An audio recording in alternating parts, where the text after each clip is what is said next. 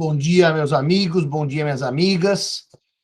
Antes da início da nossa aula, eu quero dizer que hoje eu estou com a gravata aqui da Pedra da Roseta, em homenagem ao presidente Jair Bolsonaro, carinhosamente chamado por mim de Bolsolino, que conseguiu em 5 ocasiões deixar de comprar vacina pela Pfizer, porque, se não me engano, numa delas ele tinha uma reunião com Amado Batista e churrasco com bife Angus. Talvez se o Bolsonaro não fosse presidente, gente como meu amigo Zeno e a esposa que morreram de Covid há um mês, talvez estivessem vivos e vacinados. Então, a aula de hoje eu dedico ao presidente Bolsonaro, que se o Brasil fosse um país sério, ele estaria agora na cadeia, não na presidência da República. Então, fica essa nota de horror ao presidente Bolsonaro, ojeriza a esse sujeito de 8ª categoria, que o termo genocida se aplica muito bem depois da notícia de ontem da CPI. Dolosamente, ele deixou de comprar vacina para os brasileiros, tá certo? Qualquer país do mundo, ele estaria ou na cadeira elétrica, ou teria já perdido a presidência da República. E aqui, ele está tirando sarro da gente. Feita essa minha nota de absoluto desprezo ao Bolsonaro, uma nota mais leve, a Bruna não veio hoje ao escritório, eu peguei a caneca dela e roubei a caneca dela para tomar café na caneca da Bruna, para mostrar que quem vai para Portugal perdeu o lugar. Bruna, ó, tô usando a sua caneca, tá? De propósito hoje em dia. Dito isso e feito meu disclaimer sobre o presidente, vamos então começar a aula de hoje, né? Um país triste, um país muito triste. Muito bem. E que não vai ter aula presencial semestre que vem para a gente de novo. Nós continuamos no esquema de câmera por tudo que eu andei ouvindo. Nós estamos trabalhando hoje o contrato de empreitada, e mais especificamente no contrato de empreitada, nós estamos trabalhando hoje a chamada entrega da obra. Hoje eu não estou de bom humor, Bruna. Depois da reunião da CPI ontem, eu fiquei de péssimo humor. Depois que eu andei lendo, eu fiquei de péssimo humor. Bom, e em termos de entrega da obra, é óbvio que a entrega da obra é o momento em que o empreiteiro vai obter do dono da obra ou comitente a sua quitação. Então, a entrega da obra pelo empreiteiro, quando aceita pelo comitente, faz cessar a responsabilidade do empreiteiro. Ou seja, o empreiteiro, naquele momento, recebe a sua quitação. Salvo se o dono da obra, ao recebê-la, fizer alguma ressalva na quitação, ou também a obra tiver vícios de solidez e segurança, porque, evidentemente, que por esses vícios, artigo 618, permanece a responsabilidade do empreiteiro. Vícios de solidez e segurança, permanece a responsabilidade do empreiteiro. Cairala, bom dia. Bom dia, professor, tudo bem? Tudo bem. Depois de ouvir a Sinfonia 104 de Haydn de Londres, fala o que aconteceu na sua obra, que você comprou, quando você foi receber a obra, como comitente ou dono da obra.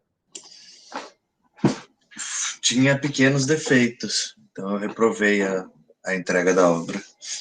E se você aceita os pequenos defeitos, qual é a consequência jurídica? Eu fico com eles. Ou seja, você deu quitação ao empreiteiro, certo? Exatamente. E o Cairala utilizou de uma faculdade que vem prevista no artigo 615 do Código Civil, que eu vou apresentar para os senhores o teor desse artigo. O 615 do Código Civil vai dizer que, concluída a obra, de acordo com o ajuste ou costume do lugar, o dono é obrigado a aceitá-la. Reparem que o termo dono é obrigado a aceitá-la, significa que existe uma prestação para o comitente, que é dar o aceite, manifestar o aceite. E daí, o próprio artigo 615 vai dizer que o dono da obra poderá rejeitá-la se o empreiteiro se afastou das instruções recebidas e dos planos dados ou das regras técnicas em trabalho de tal natureza. O empreiteiro que construiu o imóvel a menor, o empreiteiro que não respeitou a metragem e que acaba impedindo o uso pelo dono da fábrica, por exemplo, o empreiteiro que errou no acabamento, o acabamento prometido era o A, ele utilizou o B, ou mesmo regras técnicas da ABNT com relação à construção civil. Tudo isso pode gerar para o dono da obra o direito de rejeitá-la. Basicamente, dono de obra rejeita a obra por várias razões, mas é muito comum rejeitar por conta de erros no acabamento de imóvel novo ou mesmo de erros no acabamento em caso de reforma. Eu mesmo agora comprei um apartamento e estou mudando hoje, e na minha reforma, quando acabei a reforma, o empreiteiro tinha cometido vários pequenos erros, má execução de pintura, má execução de rejunte, má execução aqui e ali. Então, o dono da obra vai lá e rejeita, não aceita a empreitada. Se aceitar, ele dá quitação, à exceção dos vícios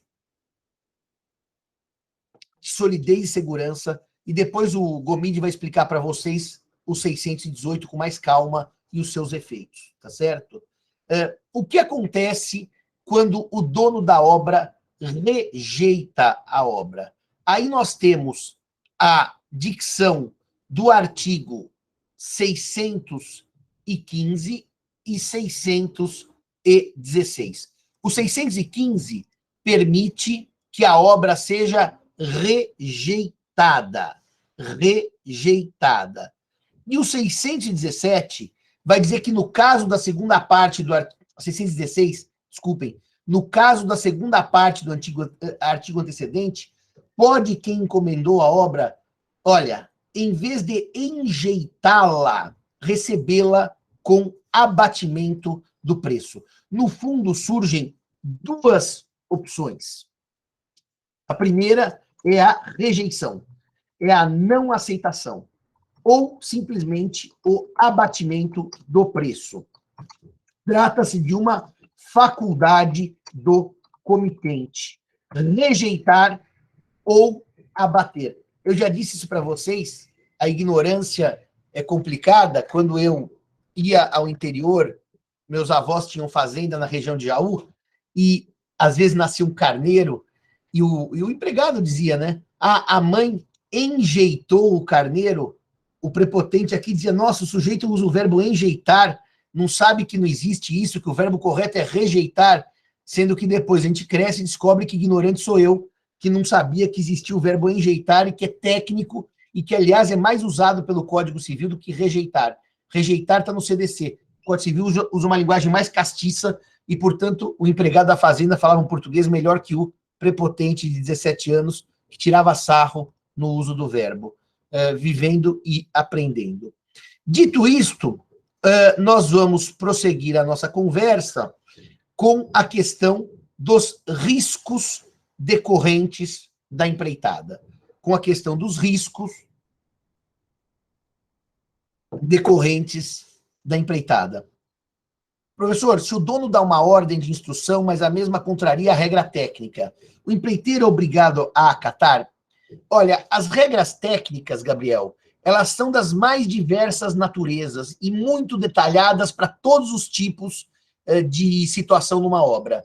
Me parece que se eu dou uma regra técnica, contra uma orientação contra uma regra técnica, mas que não compromete a solidez e segurança, mas, por exemplo, diminui a vida útil do material. Supondo que eu diga para fazer uma certa pintura num lugar que a pintura seria rapidamente detonável pelo tempo.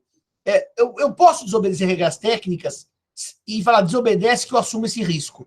Agora, dificilmente me parece que o empreiteiro assumiria um risco de descumprir uma obra técnica que poria em risco a segurança do edifício.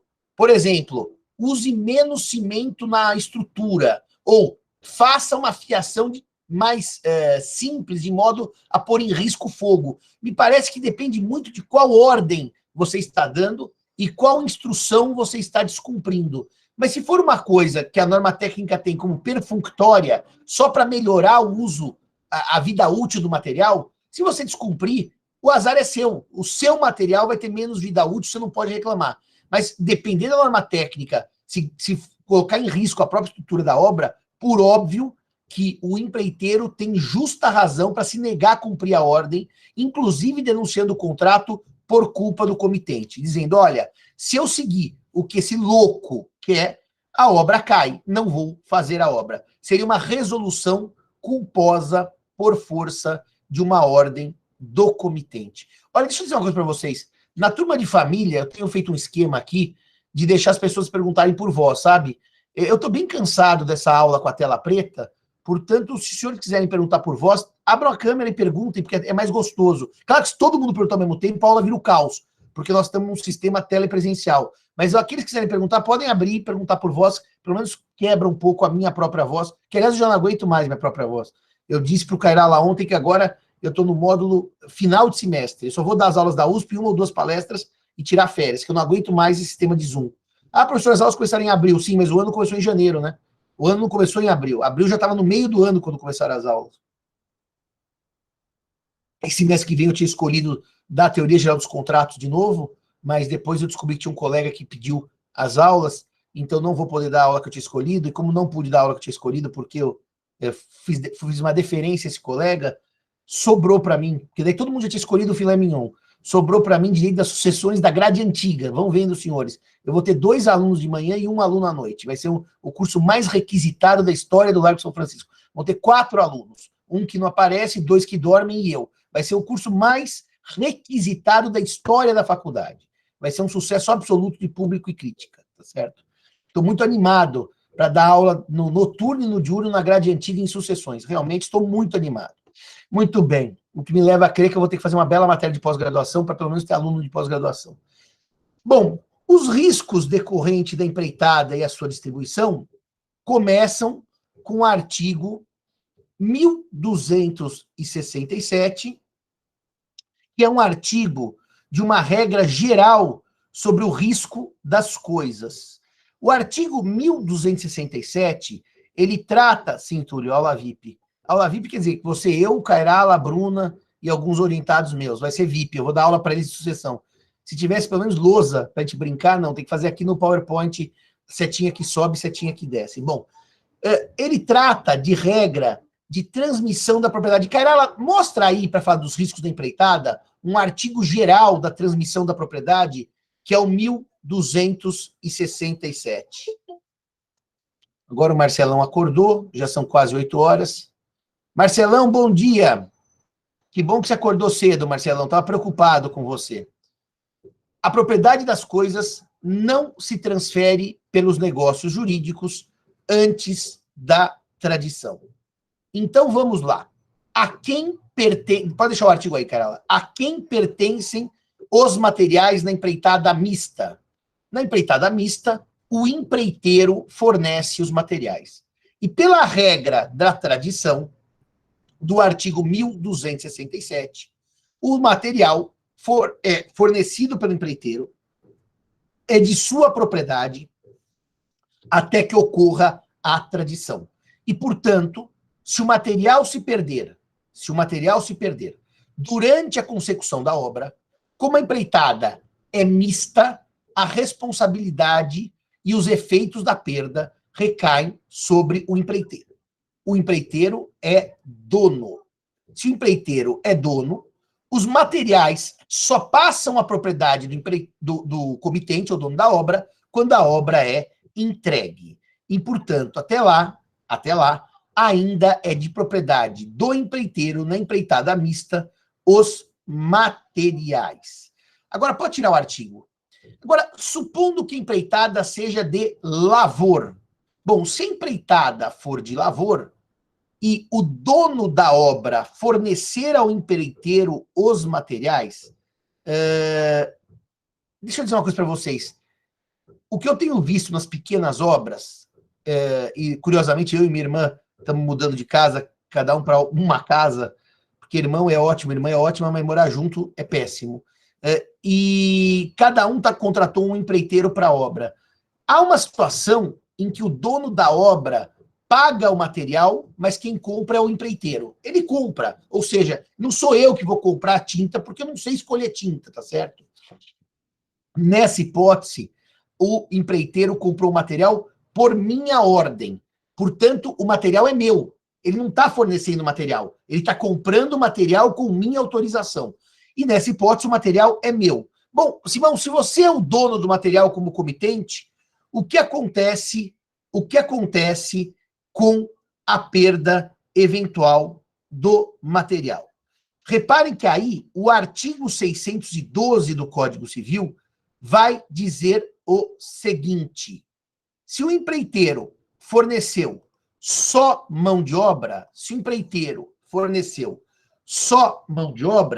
todos os riscos que não tiver culpa correrão por conta do dono. Em suma, se eu sou dono, res perit domino. Essa é a regra geral da propriedade. A coisa perece para o dono. E, portanto, se o Simão deu autorização ao empreiteiro para ele adquirir os materiais e ele adquire. Vamos pensar que os materiais estão na obra. Vamos pensar que naquela noite cai uma grande chuva e todo o material é destruído por força maior. Quem perdeu é o proprietário Simão. Por óbvio que, se houver culpa do empreiteiro, caberá ao empreiteiro indenizar os materiais perdidos. Culpa aqui é negligência, culpa por omissão ou imprudência, culpa por ação. Vou dar um exemplo de negligência. O empreiteiro não tranca corretamente o material, o armário ou o espaço onde estão os materiais e os materiais são roubados. Negligência. Ou imprudência. O empreiteiro utiliza mal os materiais. Ele faz uma mistura inadequada entre areia, cal e água e o cimento se frustra. Nestas hipóteses, em havendo culpa, seja culpa no sentido amplo, que inclui culpa em sentido estrito, e dolo, intenção de causar o prejuízo, seja culpa média, grave ou leve, o empreiteiro responde pelos materiais que se deterioraram ou que se destruíram e que pertenciam ao proprietário.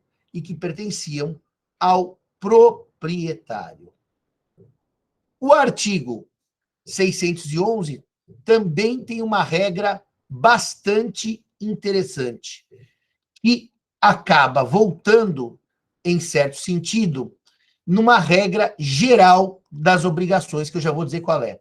O artigo 611 do Código Civil vai dizer que quando o empreiteiro fornece os materiais, correm por sua conta, res perit domino, os riscos até o momento da entrega da obra a contento de quem encomendou. A primeira parte, antes do C, é decorrência da regra geral res perit domino. Mas, depois do C, tem um detalhe técnico importante. Se este não estiver em mora de receber. Este quem? O dono da obra. Porque se o dono da obra estiver em mora de receber,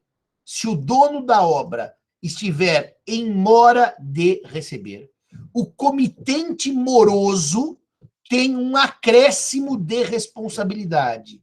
Ele passa, quando em mora, a responder pelo material.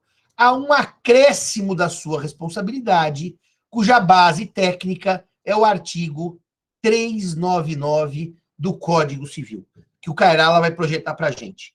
Em suma, a quem toca o risco pela perda dos materiais numa empreitada mista, pelo empreiteiro que fornece os materiais, e esse é o dono, res perit domino. Se o dono da obra não recebe no tempo, lugar e forma contratados, ele está em mora. Se ele está em mora, há um aumento da responsabilidade. Porque a regra geral do artigo 399 é que o devedor em mora tem um acréscimo de sua responsabilidade. Tem um acréscimo de sua responsabilidade. Carla, faz a leitura do 399, por favor. Artigo 399. O devedor em mora responde pela impossibilidade da prestação, embora essa impossibilidade resulte de caso fortuito ou de força maior. Só um minutinho.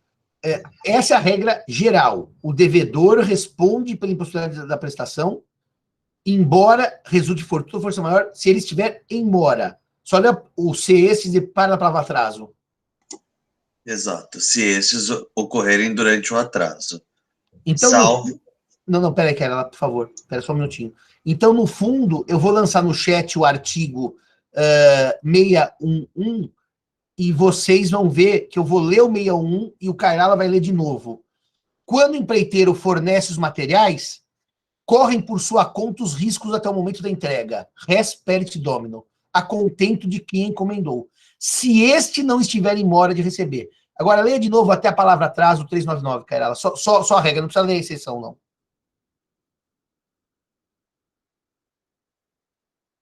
O devedor em mora responde pela impossibilidade da prestação, embora essa impossibilidade resulte em caso fortuito de força maior, se estes ocorreram durante o atraso. Ou seja, no fundo, o que faz o 611 é reproduzir para a empreitada a regra geral da mora. Dito isto, eu posso, então, pode parar, cara, a transmissão, prosseguir com vocês a questão do artigo 617, a questão do descuido ou imperícia do comitente. O artigo 617 tem uma regra muito interessante que trata da culpa do empreiteiro com relação aos materiais. Da culpa do empreiteiro com relação aos materiais. O empreiteiro é obrigado a pagar os materiais que recebeu. Recebeu significa que a empreitada era de lavor, o material não era seu. Se o material era seu, do empreiteiro, e ele desperdiçou, o problema é dele que vai ter que comprar novo material. Aqui ele recebe o material do dono da obra e, por imperícia ou negligência, os inutiliza. Eu quero fazer várias notinhas sobre isso, mas a primeira notinha é que, num caso concreto, eu conheci um empreiteiro que fez o seguinte. O senhor sabe que quando se compra azulejo, tem dois lados. O lado do azulejo bonito, para ficar exposto, e o lado de trás, que tem as ranhuras, para ser grudado na parede. O empreiteiro era tão despreparado que ele achou que as ranhuras eram para ficar à vista. E ele grudou todos os azulejos com a face externa para dentro e com as ranhuras para fora. Resultado, ele precisou arrancar todos os azulejos do banheiro e, obviamente, que os azulejos se estragaram, que havia cimento na face que seria externa. Ele perdeu todos os azulejos. Evidentemente que isso ou é arte moderna, como diz o Gabriel, eu não duvido, porque Gabriel, só uma notinha bem rápida, pessoal, eu faço curso de arte toda segunda-feira com o professor, aliás, eu fazia as quartas de manhã, mas por causa das aulas da Sanfran, eu mudei para a segunda noite, Rodrigo Naves, e nós tivemos uma discussão um dia, por causa do Brancusi, sobre o que é arte, porque o Brancusi teve uma questão muito curiosa, entrou uma obra dele para uma exposição nos Estados Unidos, era uma obra, e a alfândega americana, a Receita americana, quis taxar como importação. E a regra é que, se é obra de arte, não havia imposto de importação. Mas a Receita dizia, como é que essa coisa horrível é arte? E houve um processo no tribunal americano para discutir o que era arte. E o Brancusi levou vários experts em artes para discutir o que era arte. É um dos textos mais lindos que eu já li na minha vida em inglês. É lindo esse texto, que é um debate sobre o que é arte. Então, eu até posso imaginar que o banheiro com os azulejos ao contrário, para muitos, seja obra de arte. Só tinha um pequeno problema. O problema é que, efetivamente, Gabriel, ele descumpriu a orientação do empreiteiro, do comitente, que não queria uma obra de arte, ele queria um banheiro com azulejo tradicional. Se ele quisesse, até teria ficado lindo, eventualmente, o banheiro, não sei. Gosto não se discute, se lamenta. Mas, de qualquer maneira, o que aconteceu? O empreiteiro perdeu todos os azulejos. Sabe onde eu já vi coisas também de perda grande de material? Existem certos pisos, bom, agora os pisos são mais modernos, mas que no passado precisava haver corte deles direitinho para o rejunte Senão os azulejos ficam o piso fica completamente disforme. O empreiteiro que não tem técnica, corta mal, ele perde todo o piso. Está mal cortado e mal instalado. Não dá para salvar. Tem que arrancar e fazer o piso de novo. Agora, reparem por que eu gosto de falar desse artigo. Mais do que do artigo, eu gosto de falar da estrutura técnica e dos termos que o artigo usa. O artigo 617 diz que o empreiteiro é obrigado a pagar os materiais que recebeu se por imperícia ou negligência os inutilizar. Isso aqui é muito curioso. Carala, projeta para a gente, por favor, o artigo 186, que traz a regra geral da responsabilidade civil, e o artigo 186, que trata dos danos. É uma regra geral que vocês aprendem quando a gente estuda os atos ilícitos. O final do artigo 159. Lê o 186 inteiro enquanto eu tomo água, por favor, Marcelo. Artigo 186. Aquele que, por ação ou omissão voluntária, negligência ou imprudência, violar direito e causar dano a outrem, ainda que exclusivamente moral, comete ato ilícito. Quais são as duas modalidades de culpa que o 186 cita, Marcelo? Negligência e imprudência. Marcelo, Bruna, Marcelão, Fábio, quem está assistindo a minha aula, dos meus orientados, por que o artigo 187 fala nas modalidades de imprudência e negligência, e o artigo 617 fala em imperícia ou negligência? Qual é a razão da palavra negligência estar nos dois dispositivos, mas a palavra imprudência não estar no 617 e a palavra imperícia estar no 617? Por que na regra geral de culpa não se menciona imperícia e na regra específica de culpa não se menciona imprudência? Por quê? Porque na regra especial você presume que aquele agente econômico, etc., é perito, de fato, naquela área, e na regra geral não há como se exigir uma perícia especial dos determinadas pessoas? Boa tentativa, mas não me parece que seja isso. Gomide, já acordou, Gomide? Ou tá cuidando dos meninos? O Gomide pediu para não chamar ele antes das 7:55, que ele tá dando café para os filhos dele, não vou atrapalhar, só às 8 horas. Ô, Sniper, tá acordado? Ninguém responde. Tá todo mundo. Marcelão, você que é o rei da responsabilidade civil, que estudou cláusula penal. Bom dia, professor. As Minas Gerais vão bem, Marcelão? Vão bem, felizmente. Saudades de Lourdes, para a gente comer aquelas comidas boas que comemos em 2019, hein? Aqueles jantares maravilhosos. Hein? E esse ano, pelo jeito, não teremos congresso presencial, né? Não vai ser. O congresso vai ser online. Eu vou fazer abertura em homenagem ao Zeno. Já está decidido, é online. Pelo menos eu fiz uma bela abertura em homenagem ao querido Zeno Veloso. Não. Marcelão, você estuda em perícia, imprudência e negligência desde que nasceu. Diga para mim. Nossa, eu confesso que eu nunca... Cairala, aqui na sua tela enquanto você consulta o jornal. Cairala tá vendo aí as variações das ações dele. Ele está preocupado porque ontem ele teve um dia de turbulência no mercado, ele perdeu um dinheiro considerável, ele nem dormiu essa noite, coitadinho. Mas me diga, Marcelão, e aí, como é que fazemos? Eu nunca refleti sobre isso, não, professor. Confesso que não sei. Não sabe. Ser sincero. É o seguinte, ninguém quer dar palpite, né? Então tá bom. Eu tinha opinião igual a do Carala, mas você já falou que tá errado, então... Na verdade é o seguinte, como a turma hoje é muito pós-moderna em responsabilidade civil, viu, Bruna? É muito modismo. A responsabilidade civil hoje virou praticamente os cristais magnéticos do direito civil. Pode tudo, todas as energias entram, você discute toda a questão bíblica, mitológica, mas assim, no preto e no branco, aquela coisa que quando a gente estudava direito na faculdade, né? A gente tinha categoria jurídica, o professor ia para a lousa e falava assim, vamos explicar a diferença dos institutos. O Cícero vai saber. É uma boa, o Cícero ficou quieto. Cícero, bom dia. Bom dia, professor, tudo bom? Agora que você voltou da Alemanha, está no calor do Ceará, voltou a comer aquela lagosta no final do dia, com um belo champanhe francês da Alsácia, você já está mais tranquilo agora, sem o frio do norte da Alemanha, sem o frio de Schleswig-Holstein.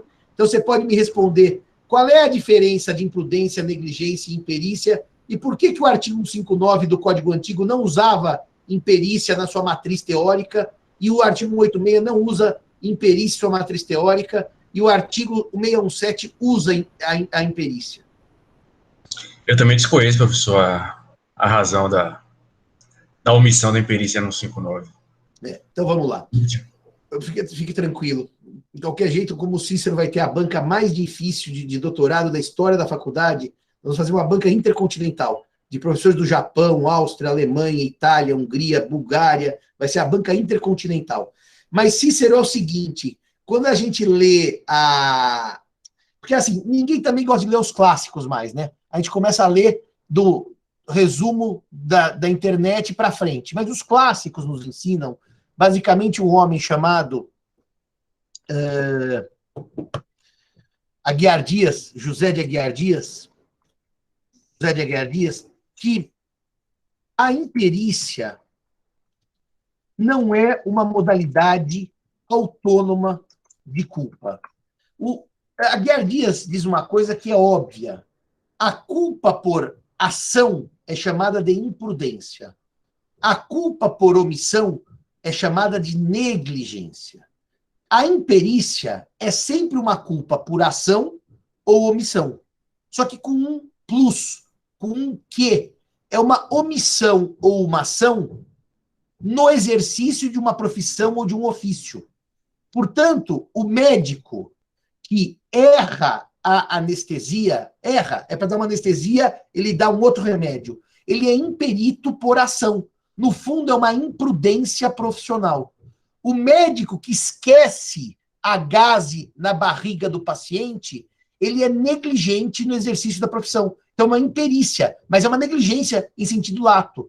Portanto, quando o código fala de imprudência no 186 e negligência, a imperícia está lá, desde que seja uma negligência ou uma imprudência profissional. Quando o artigo 617 fala em negligência ou imperícia, no fundo, ele está chovendo no molhado. Ele podia dizer por negligência, porque isso basta, por imperícia, porque isso bastaria para englobar tanto a imprudência, culpa por ação, quanto a negligência, culpa por omissão, no exercício da sua profissão, do seu ofício de empreiteiro. Portanto, aqui, a palavra que está a mais é a negligência, porque, afinal, na imperícia, nós já temos as hipóteses de negligência profissional. E posso falar para vocês mais uma coisa? O código usa essas palavras por puro diletantismo. Se ele dissesse por culpa, é a mesma coisa, ao invés de modalidades de culpa. O código usa por uma tradição histórica, mas isso gera, em parte da doutrina menos preparada, uma vontade enorme de discutir a diferença das consequências de se agir por imprudência, imperícia ou negligência, o que é uma bobagem, porque você agindo com culpa surge o dever de indenizar. Não é porque, assim, o imperito paga mais que o imprudente, que paga menos que o negligente. Não é que tem uma gradação de modalidade. Mais culpado é o imperito, menos culpado é o imprudente. Não. A imprudência é a culpa por ação. A imprudência é a culpa por ação. A negligência é a culpa por omissão. E a imperícia é a negligência ou imprudência profissional. Portanto, no fundo, a discussão teórica é irrelevante. Chamar o empreiteiro de negligente, imprudente ou imperito, para fins de responsabilidade civil, isso é irrelevante. Ficou claro? Ele é culpado. Basta dizer que ele é culpado. Ah, Simão, mas alguns conselhos de classe, isso é verdade, tá?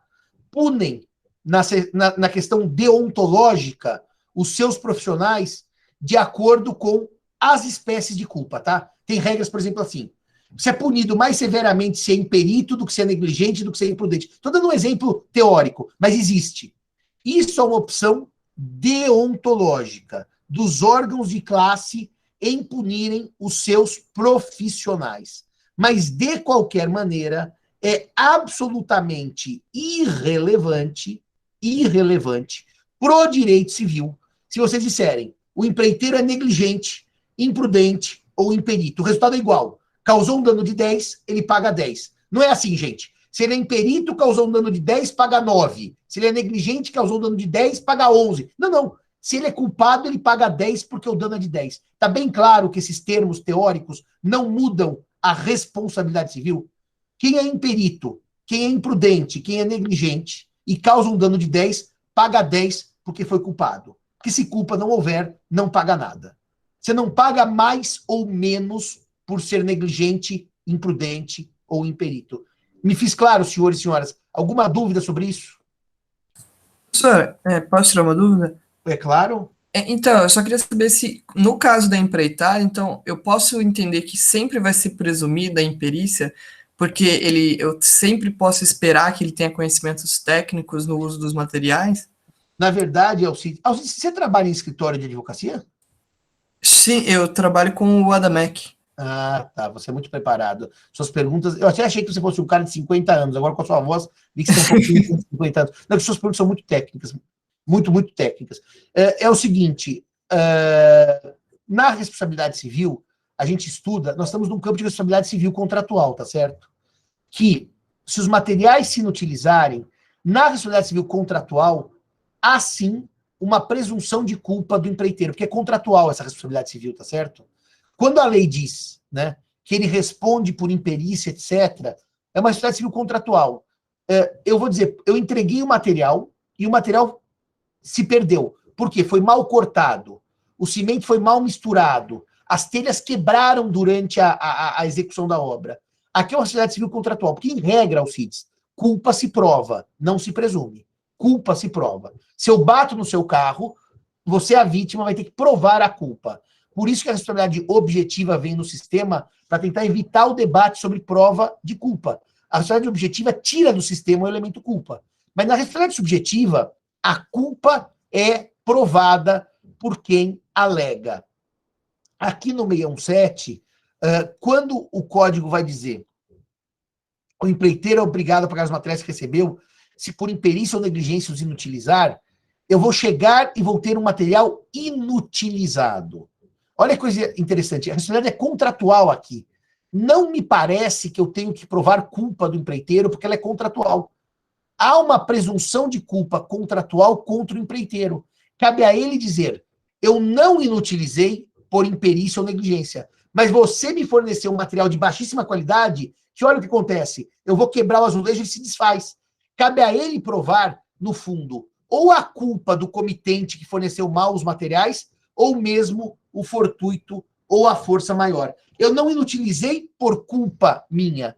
A inutilização se deu por fortuito ou por força maior. Por exemplo, houve uma grande chuva e destruiu o piso que eu tinha sentado e eu perdi esse material. Mas não é culpa minha. Me parece que aqui, diante da responsabilidade contratual, eu vou ter uma situação de presunção de culpa contra o empreiteiro por ser contratual. Na extracontratual, a culpa deve ser provada por quem alega.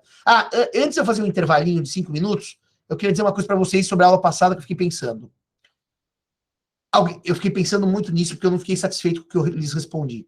Alguém me perguntou assim, foi uma menina, uma aluna, uma colega, se eu pago o pedreiro por dia, aquela empreitada é de que modalidade? Eu disse assim, olha, para mim se paga por dia, tem uma cara de prestação de serviços. E daí acho que o Gomide concordou, o Cairala discordou, e eu fiquei pensando, eu fui reler o meu livro de contratos, me parece que o objeto, sendo uma obra de engenharia, de construção, vai ser sempre empreitada, mesmo pagando o pedreiro por dia. Eu parei para refletir sobre uma resposta que eu dei na aula passada, né? Eu brinco que quando o professor é jovem, ele tem maior medo de falar para os alunos, nossa, eu falei uma coisa errada, ele se sente o mais imbecil do mundo. E a gente vai ficando velho, quanto mais a gente erra, mais a gente pensa, melhor fica a nossa aula. A gente não tem medo nenhum de dizer. Então, eu entendo que minha resposta foi errada na aula passada. O fato de a obra ser paga dia a dia pelo dono da obra ao empreiteiro, não desnatura a natureza da empreitada, porque o seu objeto é construção civil. A prestação de serviços hoje, ela é ligada a obras ou de natureza intelectual ou de natureza não de engenharia. Quando você vai ao dentista, ele cuida do seu dente, ele presta um serviço. Quando um empregado vai à sua casa e limpa a sua casa, ele presta um serviço. Mas para as obras de engenharia, o código trata todas elas como empreitada. Então eu quero rever uma resposta que eu dei na aula passada, porque eu entendo que foi incorreta a minha resposta. Tudo bem até aqui? 8h10, aqueles 5 minutinhos do café. 8h15, voltamos para prosseguir com a empreitada. Depois eu queria ouvir os senhores, mais ao final da aula, se estão achando que as aulas têm sido úteis, interessantes, se tem alguma sugestão ou crítica, tá? Porque é sempre bom ouvi-los no decorrer do curso, para a gente tentar aprimorar o sistema de ensino. Professor? Fala, Sérgio. Eu fiquei um pouco confuso ainda com o 611.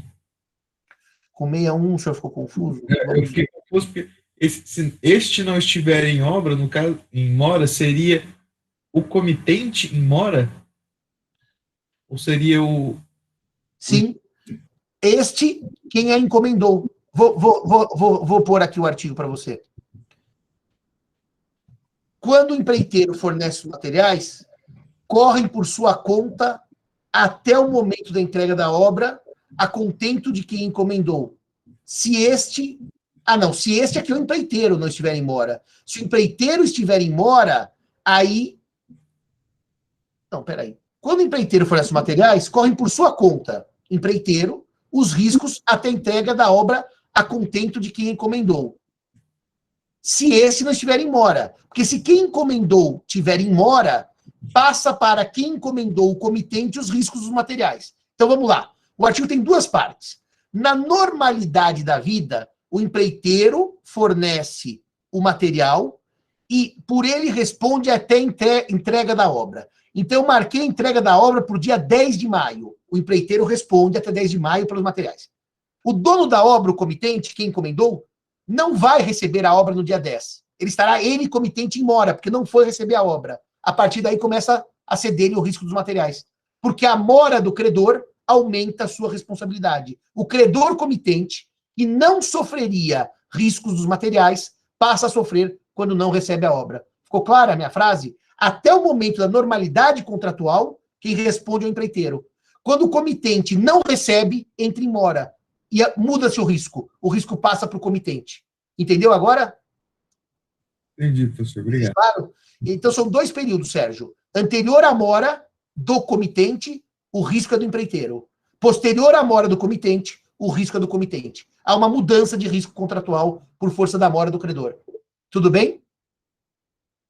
Tudo bem, agora ficou bem claro. Obrigado, professor. Então tá bom. Gente, então fazemos nosso café e voltamos em 5 minutos, porque daí nós vamos ter a brilhante aula do professor Alexandre Gomide, que vai nos explicar o tumultuado artigo 618. Que eu só queria fazer uma notinha rápida antes do intervalo. Ontem, numa palestra da Escola Paulista da Magistratura, aqui de São Paulo, da EPM, eu fui convidado para falar de prescrição e decadência pelo desembargador Francisco Loureiro e o desembargador Enéas Costa Garcia, que foi meu colega no tempo de doutorado aqui da Sanfran, e um aluno, juiz, perguntou a minha leitura do 618. E eu vou começar, para fazer, antes do nosso intervalo, só com uma frase. O Loureiro disse assim, eu falei, olha, o 618 é um artigo difícil de falar, porque o Tribunal de São Paulo tem decisões tão díspares que qualquer coisa que eu diga, alguém já disse. E qualquer coisa que eu diga, muita gente já disse que eu estou errado. Então, assim, é um artigo tão polêmico que é difícil até dar uma orientação. Mas dei minha opinião. O Loureiro falou assim, Simão, você tem tanta razão que a gente brinca que o 618 aqui no tribunal é o chamado artigo Kama Sutra. Tem todas as posições. Você escolhe uma que está no Tribunal de Justiça. Portanto, olha a responsabilidade do professor Gomide ao trabalhar o artigo Kama Sutra daqui a pouco com vocês, após o intervalo. Mas Kama Sutra jurídico, para não haver também dúvida, o professor Simão não está incitando nada ao sexo. Até daqui a pouco, se Deus quiser.